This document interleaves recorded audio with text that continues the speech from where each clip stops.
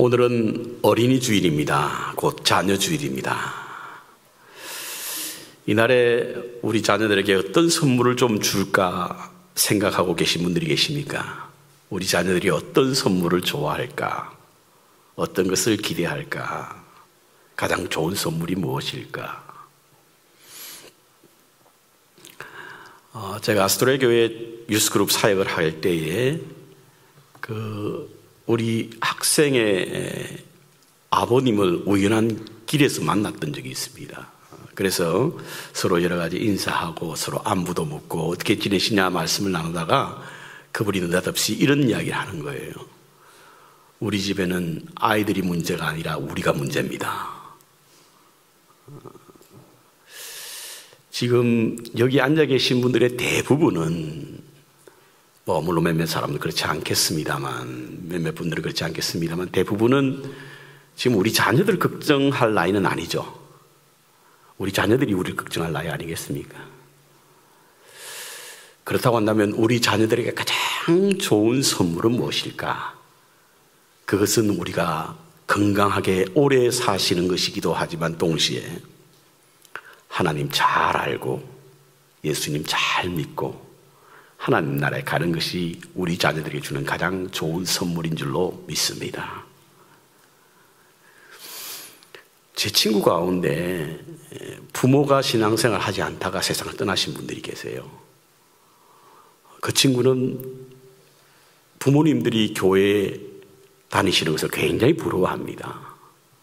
그러면서 못내 그 부모님들이 예수를 알지 못하고 세상을 떠난 것을 매우 안타까워하는 그런 말을 종종 했습니다. 우리 자녀에게 주는 선물이 바로 이것 아니겠습니까, 여러분?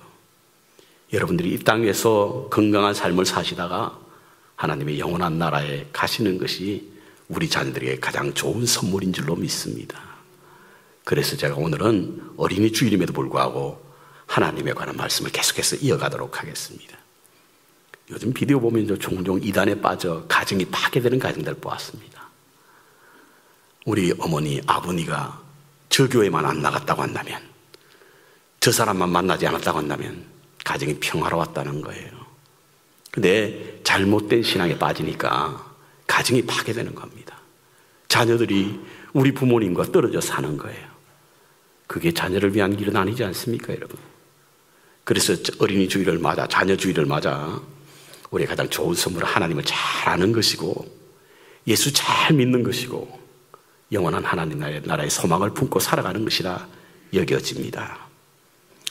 지난 3주에 걸쳐서 이 삼위일체 하나님 곧 성부와 성자 성령의 하나님에 관한 말씀을 우리가 함께 묵상했습니다. 지난주에는 제가 그 하나님의 삼위일체가 함께 춤을 추고 계신다라고 하는 말씀을 드렸고, 그래서 우리에게 초대하신다.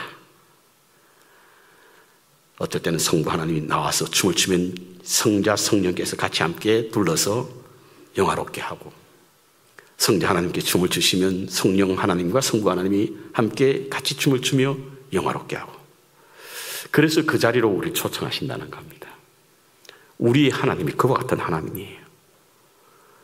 미신적인 어떤 하나님처럼 우리가 필요해서 밴딩 머신에 통지를 집어넣으면 무엇인가 우리의 요구에 따라서 주시는 그 하나님이 아닙니다, 여러분.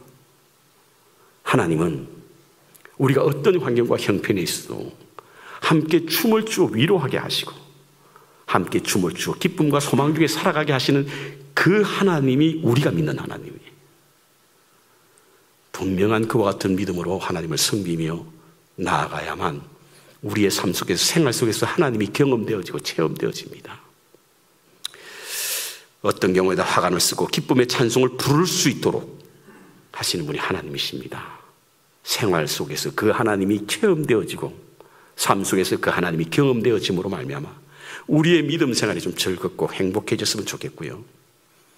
믿음이 가져다주는 참된 행복이 우리의 삶을 지배하게 될 때 우리는 참 신앙인의 삶을 살아갈 수 있는 줄로 믿습니다. 그렇다고 한다면 그 하나님은 어떤 하나님이신가 좀 더 구체적으로 들어가 보도록 하겠습니다. 어떤 분들은 이런 말씀합니다. 성경은 너무 오래된 경전이기 때문에 우리와 별반 상관이 없다. 그렇죠. 아브라함은 6,000년 전의 사람입니다. 구약은 창세기 12장부터 시작하면 6,000년 전의 이야기고요. 신약의 예수님은 2,000년 전의 분이셨어요.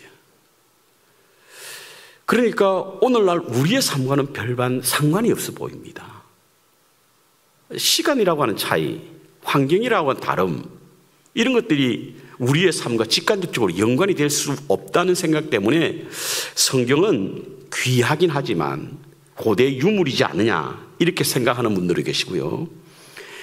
성경에 나오는 모든 이야기는 바로 다 지나간 이야기다. 오늘날에는 별반 상관이 없는 이야기다. 이렇게 생각하시는 분들이 계십니다. 뭐 믿는 우리에게도 간혹은 성경에 쓰여진 시대와 오늘 우리의 시대와의 시간적 간극 때문에 전혀 가깝게 다가오지 않습니다. 그래서 뭐 성경에 있는 이야기를 한다든지 성경에 나오는 등장하는 인물을 이야기한다든지 이래도 아유 글쎄 뭐 그때는 그랬을지 몰라도 지금은 달라 이렇게 생각하시는 분 계실지 몰라요.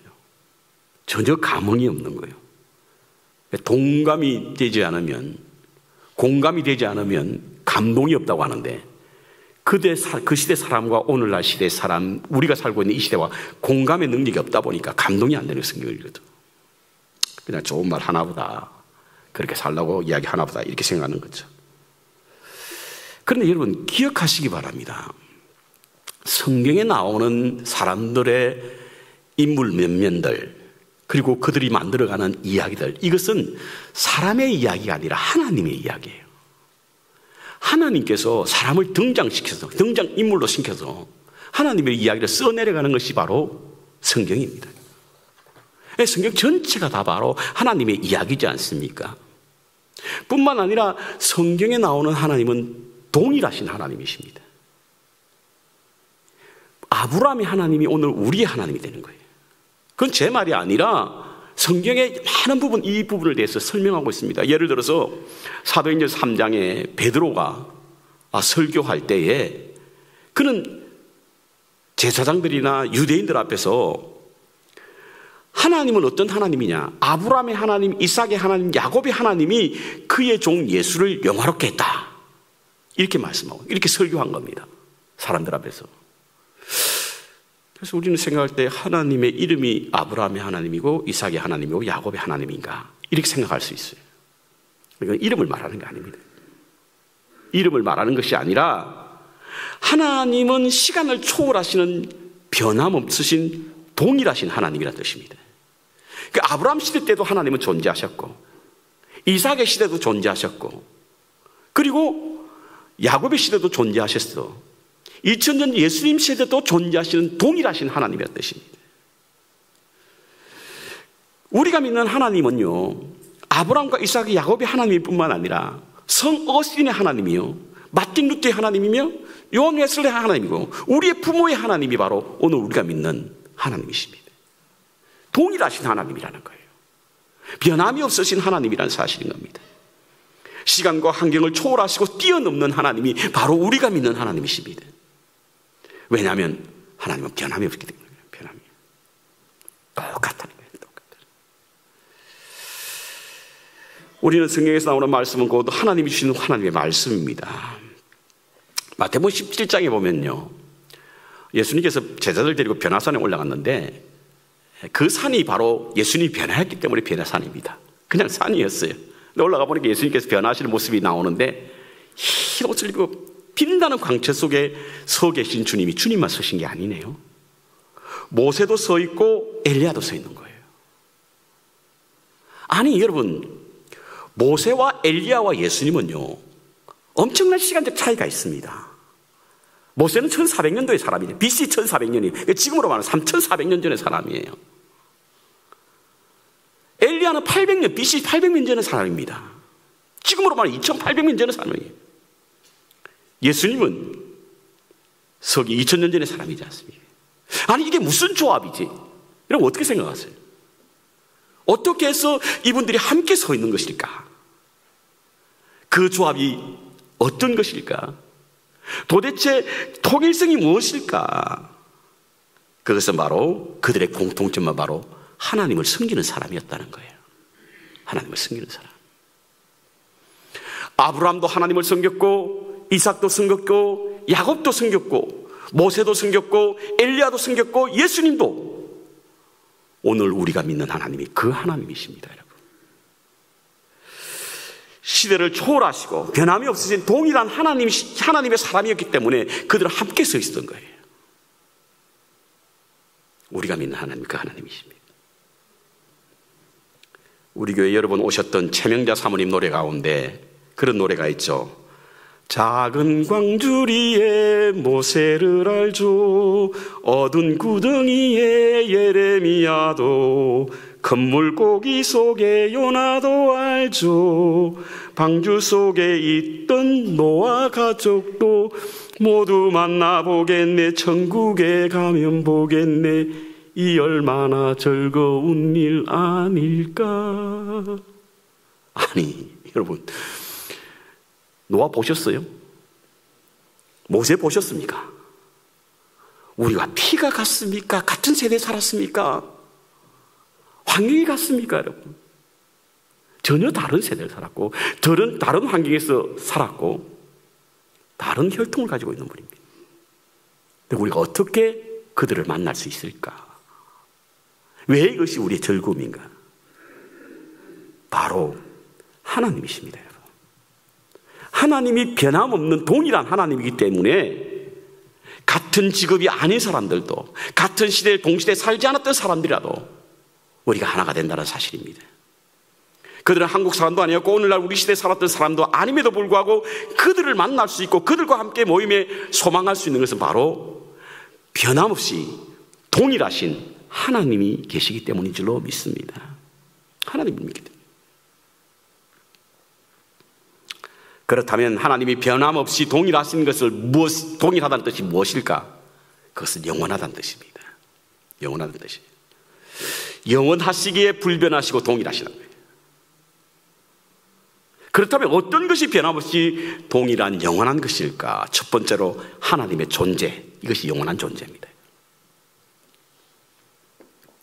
흔히 생명은 시간이라고 말합니다. 하나님이 우리에게 정해진 시간이 있고 우리는 우리에게 주어진 시간만 살다가 하나님이 스탑! 이러면 세상을 떠나게 되어 있습니다. 곧 생명은 시간인 것이죠. 이는 세상에 어떤 피조물이라고 할지라도 그것에서 벗어날 수 없습니다. 그래서 피조물들은 영원하지 않는 거예요. 시간에 정해져 있기 때문에. 세상 만들어진 모든 것은 시작이 있고 끝이 있는 이유와 모든 피조물들은 시간 속에 갇혀 있기 때문에. 전도서 3장에도 만물은 시작이 있고 끝이 있다고 말씀하지 않습니까? 인간 역시도 피조된 존재이기 때문에 정해진 시간이 있는 거예요. 그러나 하나님은 그렇지 않습니다. 하나님은 자신의 존재에 있어 어떤 시간의 제한도 받지 않으시는 분이 하나님이십니다. 왜냐하면 하나님께서 우주를 만드셨을 때 물질과 공간과 함께 시간도 만드셨잖아요. 창세기 1장 5절에 보십시오. 저녁이 되고 아침이 되니 첫째 날이라고 하셨는데 바로 이것이 시간을 말하는 거거든요. 시간의 주인이 하나님이세요. 그러기에 하나님은 시간의 제약을 받지 않습니다. 시간의 제약을 받지 않는다라고 하는 것은 바로 영원하다는 뜻입니다. 그래서 하나님은 알파와 오메가가 되신다고 하는 거예요. 시작과 끝이 된다고 하는 것입니다. 시간을 하나님이 제한할 수 없듯이 생명도 하나님을 제한할 수 없습니다. 그래서 하나님의 존재는 영원한 거예요. 지난주 토요일 날 아침에 우리 권사님 중에 한 분이 이재철 목사님이 쓰신 새신자반 책을 들고 다니면서 당신이 그 책을 읽고 참 많은 은혜를 받았다 그러시면서 얼마나 책이 감동적이든지 하루 만에 다 읽으셨다 이렇게 말씀하시면서 그 증거로 성경에 나와 있는 요절한 말씀을 하시더라고요. 요한복음 11장에 있는 말씀이에요. 나는 부활이요 생명이니 나를 믿는 자는 죽어도 살겠고 무릇 살아서 믿는 자는 영원히 죽지 아니할 것이다. 목사님 맞습니까? 틀리지 않았습니까? 너무나 감사했습니다. 아마도 그 권사님은 그 책을 읽으시면서 그것이 그렇게 마음에 와닿았던 것 같아요. 그러니까 외우시겠죠. 근데 권사님만 그랬던 건 아닌 것 같아요. 그 글을 썼던 요한도 그랬던 것 같습니다. 예수님이 마르야와 마르다가 오라비가 죽었을 때 애통해하는 모습을 보고 나는 부활이요 생명이니 나를 믿는 자는 죽어도 살겠고 살았으므로 믿는 자는 영원히 죽지 아니할 것이다 라는 말씀이 이 요한네 기자 마음에 감동을 크게 준 것으로 보입니다. 그러니까 그것을 글로 남긴 겁니다. 이것이 바로 하나님의 영원성을 말하는 거거든요. 하나님이 영원하지 않은데 우리의 생명이 어떻게 영원할 수 있겠습니까? 우리가 영원하다라고 하는 것은 우리에게 생명을 주신 하나님이 영원하시다는 뜻이거든요. 우리가 영생의 소망을 가지고 계신 영생하시는 하나님이 계시기 때문에 그런 겁니다.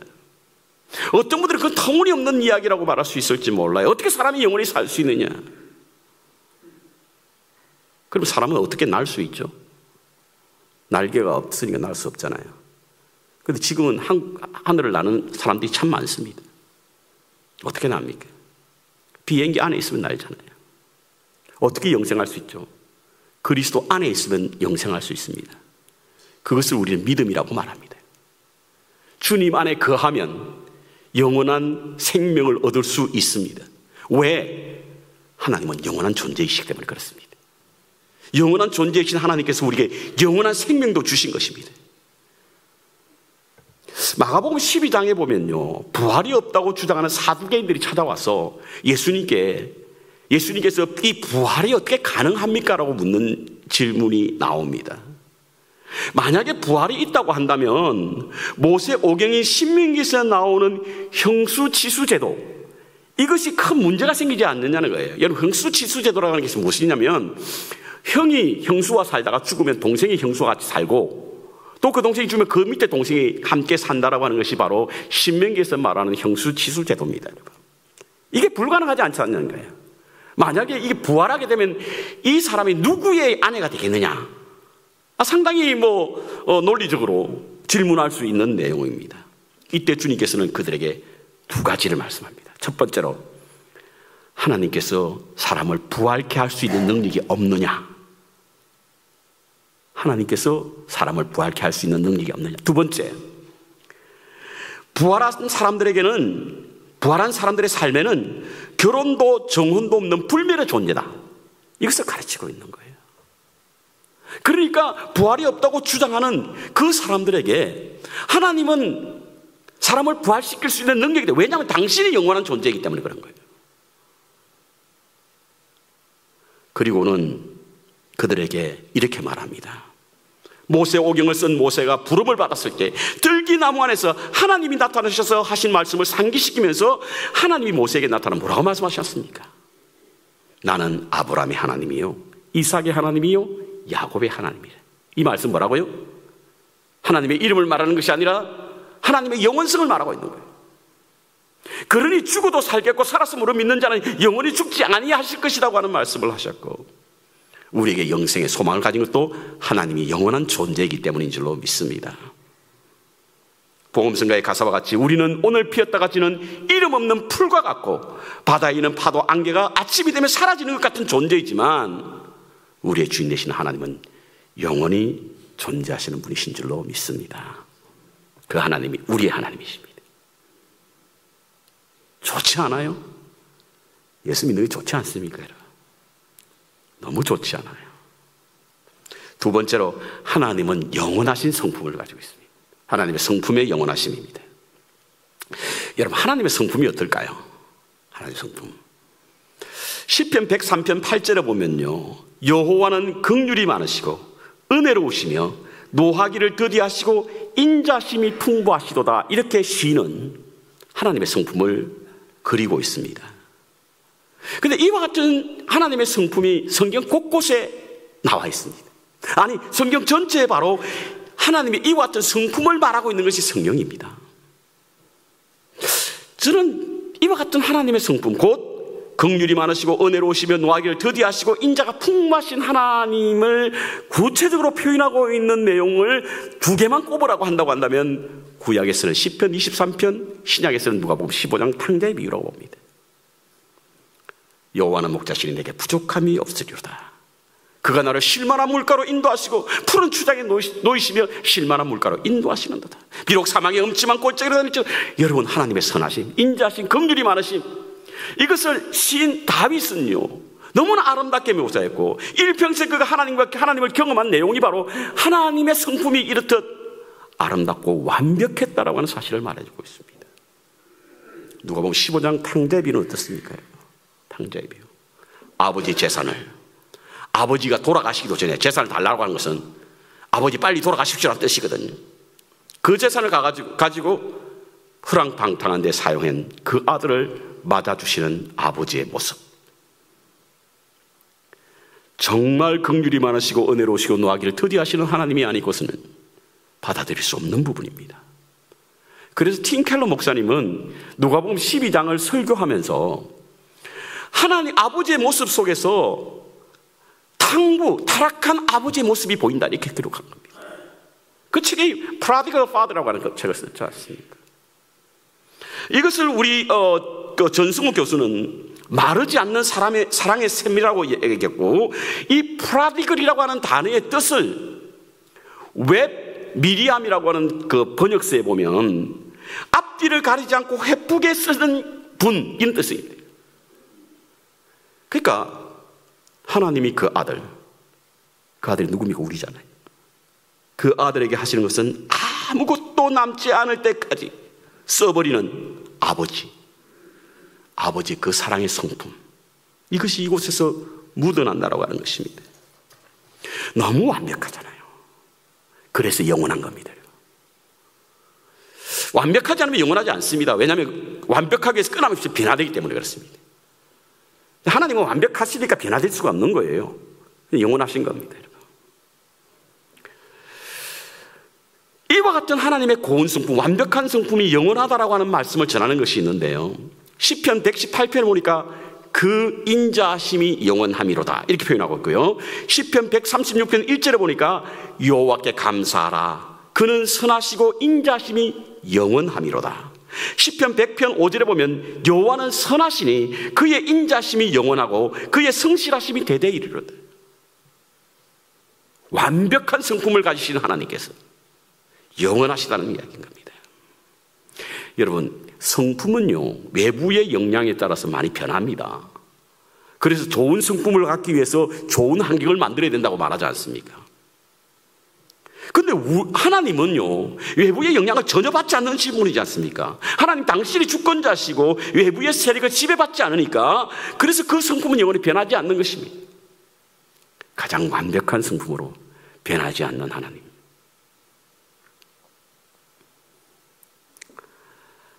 한 번 사랑하시면 끝까지 사랑하시는 하나님. 변치 않으신 하나님 사랑, 하나님의 고우신 성품이 오늘 우리같이 부족하고 죄로 얼룩진 우리들을 하나님의 자녀로 삼아주신 줄로 믿습니다. 포기하지 않으신 하나님. 세 번째로 영원하신 진리입니다. 진리의 영원함입니다. 프랑스의 철학가 파스칼은요, 인간은 생각하는 갈대다, 이런 말을 했죠. 여러분들 잘 아시지 않습니까? 근데 이 생각하는 갈대라고 하는 것이 무엇이냐면 우주를 품을 수 있는 위대한 인간인 반면에 갈대처럼 연약한 것이 인간의 존재다, 이것입니다. 왜냐하면 옛말에 여러분 인심조습변이라는 말이 있죠. 인간의 마음이 아침적으로 변하는 거예요. 이는 그럴 수 있습니다. 왜냐하면 인간은 유한한 존재이기 때문에 그래요. 유한하고 연약한 우리로서는 약속을 다 지킬 수 없습니다, 여러분. 그래서 우리의 말이 절대적이거나 불변할 수 없는 거예요. 저도 우리 아이의 약속을 많이 했는데 안 지킨 게 무척이 많습니다. 왜? 저는 전능하지 않기 때문에 그래요. 만약에 전능하고 완벽하고 그리고 모자람이 없는 전지한 사람이었다고 하면 약속을 다 지켰겠죠. 그러니까 우리는 다 지킬 수 있을 만한 능력이 없지 않습니까? 그래서 필요할 때는 잠시 그 위기를 피하기 위해서 약속을 했다가 그 시간이 지나고 나면 아무 일이 없었던 것처럼 그냥 넘어가는 것이 오늘 우리의 모습들이지 않습니까? 요즘은요, 어떤 회사에 일이 있어 전화를 하거나 공공기관에 전화를 하게 되면 꼭 기계하고 이야기를 하게 돼요. 사람 찾기가 힘듭니다. 아니 사람하고 뭔가 이야기가 좀 돼야 내가 불편하고 어떤 일이 있어서 이전을 하게 되었다고 설명하고 그 도움을 받을 텐데 사람한테까지 가는 시간이 많이 걸려요. 뭐 요즘 AI가 뭐 우리의 이야기를 다 들어준다고 합니다만 왜 전화했느냐, 뭐가 필요하느냐, 필요한 것도 카테고리가 있어요. 1번은 뭐, 2번은 뭐, 3번은 뭐 눌러라 이러면서 이 전화가 막 그러니 전화하기 힘들어요. 근데 사람과 연결이 되었을 때도 꼭 멘트가 나오는 게 있는데 어떤 멘트냐면 바로 여러분의 말은 지금 리코딩이 될 수 있습니다. 들어보셨죠? 뭐 여러분은 전화할 일이 전혀 없으시니까 안 하시는지 모르겠습니다만 저는 요즘 전화할 일이 많아 전화하게 되면요 꼭 당신의 말은 녹음이 될 수 있습니다. 왜 그러죠? 저는 두 가지라고 봅니다. 첫 번째로는 바로 이 언어 폭력을 하는 사람들이 그것을 하지 못하게 리코딩하는 경우도 있고, 다른 하나는 딴 말 하지 않으려고. 약속을 했으면 그 약속을 지키게 하기 위해서 리코딩을 하는 거예요. 사람들은요 마음이 왔다 갔다 합니다. 당장에는 이런 말을 했다가 후에는 생각과 계획이 바뀌면서 언제 그런지 아는 듯이 말을 바꾸거든요. 그러다 보니까 리코딩을 해서 증거로 남기겠다는 거죠. 근데 하나님은 그렇지 않습니다. 시편 33편 11절을 보십시오. 여호와의 계획은 영원히 쓰고 그의 생각은 대대에 이르리로다. 생각과 계획이 영원하고 대대에 이르기 때문에 하나님께서 영원한 진리의 하나님이시라는 거예요. 민수기에 보면 이스라엘 백성들이 광야를 지나 가나안 땅으로 가는 과정에서 만났던 발람과 발락의 이야기가 매우 많은 분량에 걸쳐서 설명하고 있습니다. 아마 그게 중요했던가 보죠. 광야의 인생 중에 발람과 발락의 사건은 중요했던 것으로 보이고, 그러니까 많은 분량을 이용해서 이야기를 하고 있겠죠. 발락은 모압 왕이었습니다. 이스라엘 백성들이 자기의 땅을 지난다는 이야기를 듣고 그 사람들이 60만이라고 하는 뭐 아이들과 합쳐서 200만이 지나간다면 그 지나가는 자리가 얼마나 황무지가 되겠습니까? 그러니까 발락이 그들을 지나가지 못하도록 발람이라고 하는 미디안 제사장을 불러서 제의를 지내게 함으로 말미암아 저들을 저주하게 해달라고 부탁하고 돈으로 뇌물을 줘 그 일을 하게 했습니다. 근데 발람은 누구였냐면 바로 그는 유일하신 하나님을 섬기는 사람은 아니었지만 하나님의 도움을 받아가지고 점을 쳐서 먹고 사는 사람이었거든요. 그러니까 항상 하나님과 소통을 한 사람이었죠. 발락의 뇌물을 받고 그 일을 하려고 하나님께 기도하다 보니 하나님께서 거절하시는 거예요. 그래서 이스라엘 백성을 저주하라고 하는 말을 듣고 저주하기보다는 오히려 축복을 한 겁니다. 그러니 발락이 화가 난 겁니다. 차라리 저주하지 않으려고 축복도 하지 마. 이렇게 말을 했을 때 발람이 한 말이 이렇습니다. 민수기서 23장 19절에 하나님은 사람이 아니시니 거짓말을 하지 않으시고 인생이 아니시니 후회가 없으시도다. 어찌 그 말씀하신 바를 행하지 않으시며 하신 말씀을 실행하지 않으시랴. 이게 바로 발람이 하나님과 소통하고 난 후에 고백한 내용입니다. 고대신들은 참 변덕스러웠어요. 고대신들은 자기 기분에 맞춰서 인간을 데리고 놀았어요. 그러니까 자기 신을, 그 신을 섬기는 사람들은 자기의 신이 어떤 생각을 가지고 있고 어떤 계획을 가지고 있는지 모르다 보니까 그저 신들의 비위를 맞추려고 그들은 제의를 지낸 거예요. 인신 제사를 드리기도 하고 제물을 갖다 바치기도 하고. 왜죠? 그들이 믿는 신이 어떤 분인지 모르는 거예요. 하도 변덕스러우니까. 여러분, 우리 고대 이야기 중에 심청이 이야기 있지 않습니까? 아버지의 눈을 뜨게 하기 위해서 심청이가 바닷물에 용왕께 빠지죠. 모른단 말이에요. 왜냐하면 그들에게 진리가 없기 때문에 그렇습니다. 그런데 하나님께서는 우리에게, 하나님을 믿는 백성에게 하나님은 무엇을 좋아하시고 무엇을 싫어하신다는 것을 분명히 말해주고 있지 않습니까? 그것이 바로 모세의 오경입니다. 하나님은 이것을 싫어하시고 저것을 좋아하니, 그리고 그것은 절대 진리이니 변하지 않을 것이니 그 말씀을 지키는 자에게 하나님의 약속의 복이 임할 것이고 그 말씀을 지키지 않는 자에게 하나님의 약속의 벌이 임할 것이라고 하는 분명한 선을 그어주심으로 절대 불변의 진리를 우리에게 말씀해요. 오늘도 그 말씀을 우리는 품고 그 말씀을 진리로 삼고 있지 않습니까, 여러분? 그렇습니다, 여러분. 영원한 진리신 하나님이십니다. 디모데후서 2장 11, 13절에 보면요, 바울이 그의 아들과 같은 디모데에게 우리는 밑범이 없다. 이 밑범이라고 하는 신실이라는 뜻인데요, 신실함이 없을지라도 주는 항상 미쁘시니 신실하시니 자기를 부인할 수 없느니라. 히브리서 6장 18절에 보십시오. 하나님은 약속을 기업으로 받는 자에게 그 뜻이 변하지 아니할 만큼 충분히 나타내시려고 예수 그리스도를 보정으로 보내주셨다. 하나님의 약속은 영원히 불변하는 진리임을 나타내기 위하여 육신의 몸을 입고 이 땅에, 말씀이 육신의 이 땅에 오셨다는 거예요. 그래서 이사야서 40장 8절에 보면요, 꽃은 시들고 푸른 마르나 주의 말씀은 영원히 빛나도다라고 말씀하고 있어요. 영원하다라고 말씀하고 있는 거예요. 진리는 변하지 않습니다, 여러분. 시대에 따라 해석은 달리할지 몰라도 진리는 변하지 않는 거예요. 그것은 바로 그 진리가 영원하기 때문에 그렇습니다. 여호와 율법은 완전하여 우리의 영혼을 소생시킨다고 하는 말씀이 있지 않습니까, 여러분? 하나님은 영원한 진리의 하나님이십니다. 그렇다면 성경에 나오는 사람들과 오늘 우리는 같아야 합니다, 여러분. 성경에 등장하는 인물의 신앙이 오늘 우리의 신앙이 되어야 됩니다. 아유, 그때는 뭐 그랬지, 지금은 그렇지 않습니다, 여러분. 같은 하나님이기 때문에 그래요.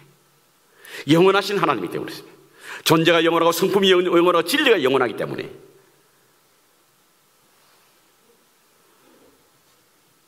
영원하신 하나님을 신뢰하시기 바랍니다. 그들이 신뢰했던 하나님을 우리도 신뢰해야 합니다, 여러분. 하나님은 변할 수 없는 분이십니다. 현이 변한다고 하면 더 좋은 것으로 변하는데요, 하나님은 더 좋은 것이 없기 때문에 변하지 않는 분이십니다. 우리는 그분을 신뢰해야 될 줄 믿습니다. 영원하신 하나님의 말씀을 붙잡으시기 바랍니다. 하나님은 당신의 변치 않고 동일하신 분임을 증거하는 내용이 바로 뭐냐면 말씀이지 않습니까? 마지막으로 하나님과 교제를 잊지 마시기 바랍니다. 믿음을 지킨다라고 하는 것은요, 변치 않는다는 뜻이거든요. 변치 않고 하나님과 동행하는 것이 믿음을 지키는 겁니다. 그 동행은 하나님과 깊은 사귐의 교제에서 이루어집니다. 제가 첫날에 이 하나님에 관한 말씀을, 하나님을 알아야 한다는 말씀을 시작하면서 그 이유가 4가지라고 말씀드렸습니다. 하나님을 아는 사람들은 하나님을 위한 엄청난 열정을 갖게 된다. 하나님을 아는 사람은 하나님의 위대한 생각을 품게 된다. 하나님을 아는 사람들은 하나님을 위한 담대함이 드러난다. 하나님을 아는 사람은 커다란 만족을 얻는다. 그래서 우리는 하나님을 알아야 합니다. 우리가 열정도 식어지고 위대한 생각도 품지 못하고 담대함도 없고 커다란 만족을 얻는 이유는 하나님을 제대로 알지 못하기 때문이라는 거예요. 삼위의 하나님이 영원하신 분이라는 사실을 알게 되면 두려움도 사라지고 위대한 생각도 하게 되고 담대함이 생기고 커다란 만족을 얻게 될 줄로 믿습니다. 그래서 우리는 하나님의 영혼을 알아야 하고 품어야 합니다. 생명의 영혼, 성품의 영혼, 진리의 영혼이신 하나님이 저와 여러분의 하나님이심을 믿고 그 안에서 평안과 기쁨과 소망이 넘치는 믿음의 삶을 사시기를 주님의 이름으로 축원합니다.